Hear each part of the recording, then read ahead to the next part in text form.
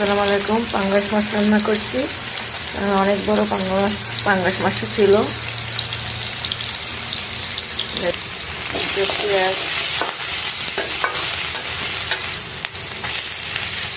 Tomato দিলাম,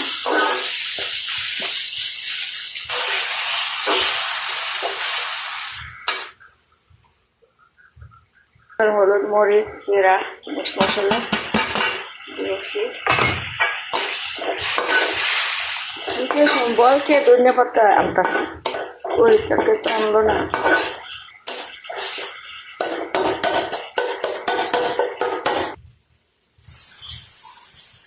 দিলাম অনেক বড় পাঙ্গাস মাছ, নাবিয়ে দিয়ে তেল তেল, আমার তো পছন্দ পাঙ্গাস মাছ।